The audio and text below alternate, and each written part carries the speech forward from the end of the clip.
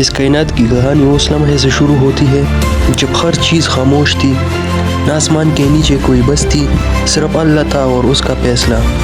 اللہ نے فرشتوں سے فرمایا، میں زمین پر اپنے ایک خلیفہ بنانے والا ہوں۔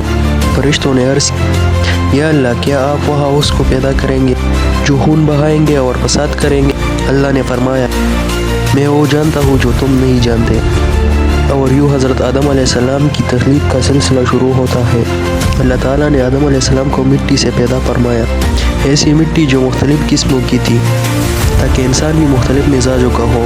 پھر اللہ نے اپنی روح پھونکی اور بے جان جسم زندہ ہو گیا۔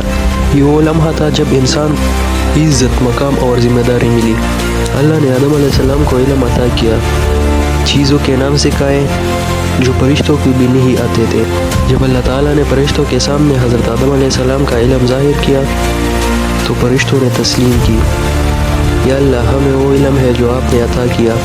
پھر اللہ کا حکم ہوا، آدم علیہ السلام کو سجدہ کرو۔ سب فرشتوں نے سجدہ کیا مگر ایک نے انکار کر دیا، وہ تھا ابلیس۔ تکبر نے اسے اندھا کر دیا اور اس نے کہا، میں آگ سے بنا ہوں اور آدم مٹی سے، میں بہتر ہوں۔ اسی ایک جملے نے اسے ہمیشہ کے لیے گمراہ کر دیا۔ یہاں سے ہمیں پہلا سبق ملتا ہے، تکبر انسان کو اللہ سے دور کر دیتا ہے۔ آدم علیہ السلام کو جنت میں رہنے کا حکم دیا گیا، وہاں ہر چیز حلال تھی، صرف ایک درخت کے قریب جانے سے منع کیا گیا۔ یہ منع کرنا سزا نہیں تھا بلکہ امتحان تھا۔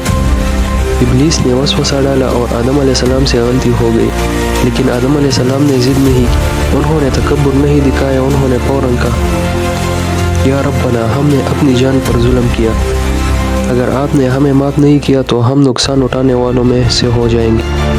یہی وہ مقام ہے جہاں آدم علیہ السلام صرف پہلا انسان نہیں بلکہ پہلا توبہ کرنے والا نبی بنایا گیا۔ اللہ تعالیٰ نے توبہ قبول کی، لیکن آدم علیہ السلام کو زمین پر اتارا گیا۔ یہ گراوٹ نہیں تھی، یہ مشن تھا۔ زمین پر آ کر آدم علیہ السلام نے انسانیت کو اللہ کی پہچان کروائی۔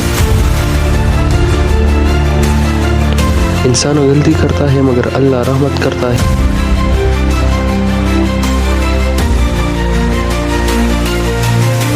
آدم علیہ السلام صرف پہلے انسان نہیں،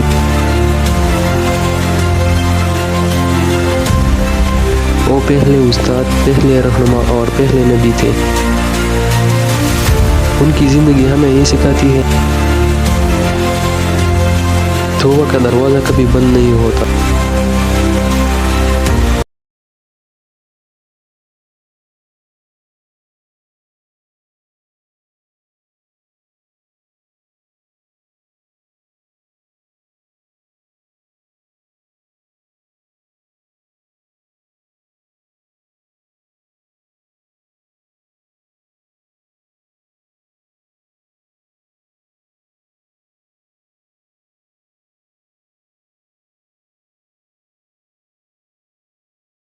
عبادت کا مطلب کیا ہے؟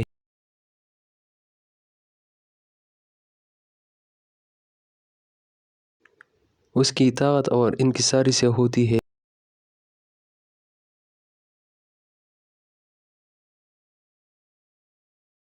انہوں نے سکھایا اور آج بھی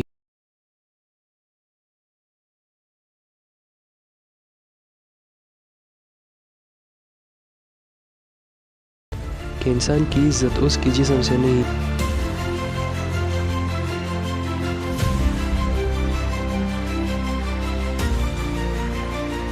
جب بھی کوئی بندہ سچے دل سے اللہ کی طرف پلٹتا ہے، آدم علیہ السلام کی توبہ اس کے لیے رحمت کا راستہ بن جاتا ہے۔